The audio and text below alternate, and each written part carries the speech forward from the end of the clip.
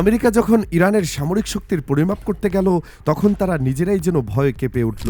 বিশ্বের ১ নম্বর সামরিক শক্তি হিসেবে পরিচিত দেশটি আজ ইসলামী প্রজাতন্ত্র ইরানের দেওয়া হুঁশিয়ারির মুখে এমনভাবে সতর্ক হয়ে পড়েছে, যা কল্পনা করাও কঠিন ছিল। ওয়াশিংটনের এই নতুন সতর্কতা বলে দিচ্ছে যে মধ্যপ্রাচ্যের ভূরাজনীতি এখন এক নতুন মোড় নিয়েছে।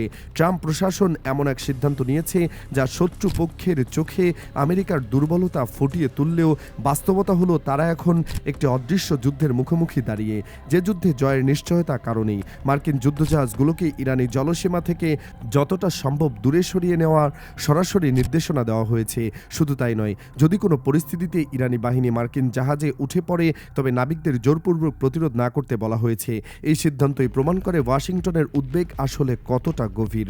বিশ্বের সবচেয়ে গুরুত্বপূর্ণ তেল পরিবহনের পথ হরমুজ প্রণালীকে কেন্দ্র করে বর্তমানে এক ভয়ঙ্কর উত্তেজনা বিরাজ করছে। প্রতিদিনে বাড়ছে ভুল বোঝাবুঝি, ঝুঁকি।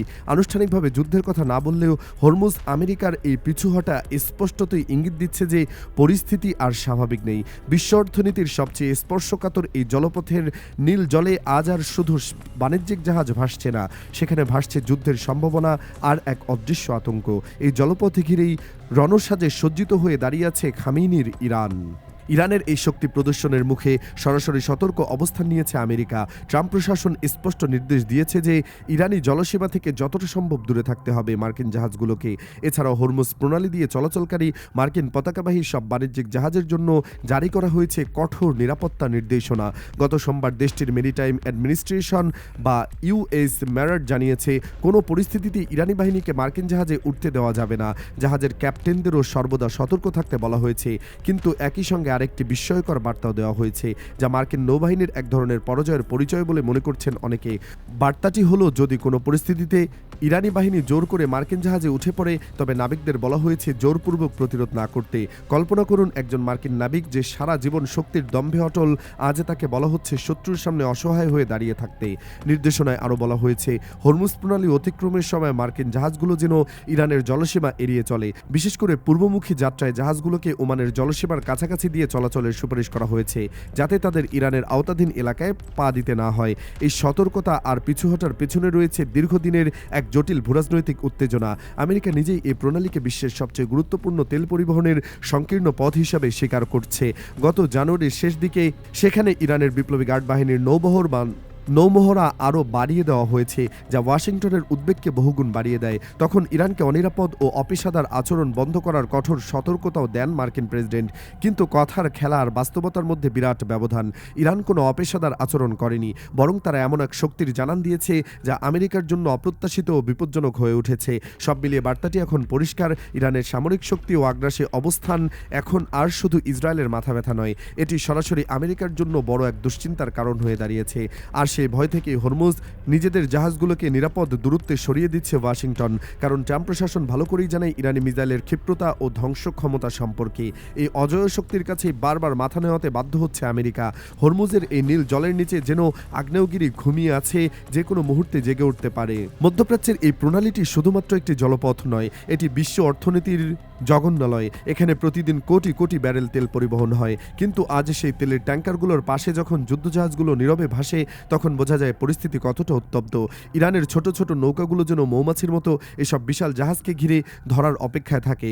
আর তারপর সেই আতঙ্ক, কখন জলের নিচ থেকে উঠে আসবে একটি মিসাইল, কিংবা কখন আকাশ থেকে ভেঙে পড়বে ধ্বংসলীলা। মার্কিন নাবিকরা যখন টেলিস্কোপে দূরের ইরানি উপকূলের দিকে তাকান, তাদের চোখে ভর করে। তারা জানে না নীরবতা ভাঙার পর তাদের অপেক্ষায় কি আছে। ট্রাম্প প্রশাসনের এই নির্দেশনা আসলে এক ধরনের প্রতিরক্ষামূলক কৌশল। তারা বুঝতে পেরেছে ইরানের সাথে সরাসরি সংঘাত মানে এমন এক আগুনে হাত দেওয়া যা নিয়ন্ত্রণ করা অসম্ভব। ইরানের বিপ্লবী গার্ড বাহিনী বা army of the guardians of the Islamic revolution তাদের অত্যাধুনিক গেরিলা নৌযুদ্ধ কৌশলের জন্য বিখ্যাত। তারা জানে কিভাবে বড় শক্তিকে ছোট ছোট আঘাতে কাবু করতে হয়। আর এই ভয়ে আমেরিকা তাদের জাহাজগুলোকে ইরানের জলসীমা থেকে দূরে সরিয়ে রাখতে বাধ্য হচ্ছে। এটি যেন যুদ্ধ না করেও যুদ্ধের হারের স্বীকারোক্তি। প্রণালীটির এই অংশটিতে এখন অদ্ভুত নীরবতা বিরাজ করছে। ঢেউয়ের শব্দ ছাড়া আর কিছুই শোনা যায় না। প্রতিটি জাহাজের রাডারে যখন ইরানি বোটগুলোর সংকেত আসে, তখন পুরো জাহাজে একটা কম্পন বয়ে যায়। নাবিকরা দম বন্ধ করে অপেক্ষা করে ইরানিরা তাদের দিকে এগিয়ে আসছে কিনা। মার্কিন নির্দেশনা অনুযায়ী তারা যদি দেখে ইরানি বাহিনী এগিয়ে আসছে, তবে তাদের অস্ত্রসজ্জিত হতে হবে কিন্তু গুলি চালাতে পারবে না। এই মানসিক চাপ আর অপমান একজন সৈনিকের জন্য মৃত্যুর চেয়েও কঠিন হতে পারে।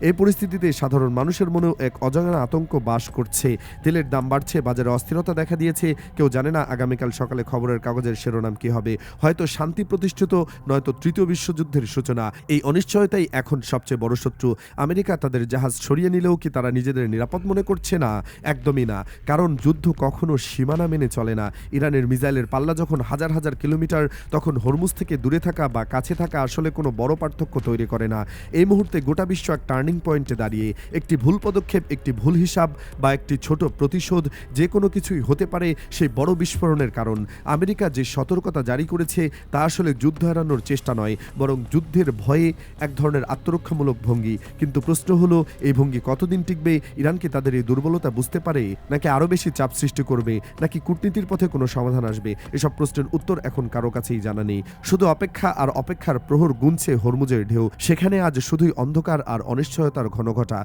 কে জানে কোন মুহূর্তে সেই নীরবতা ভেঙে বিধ্বংসী রূপ ধারণ করে, আকাশ ভেঙে পড়ে মিসাইলের বৃষ্টি।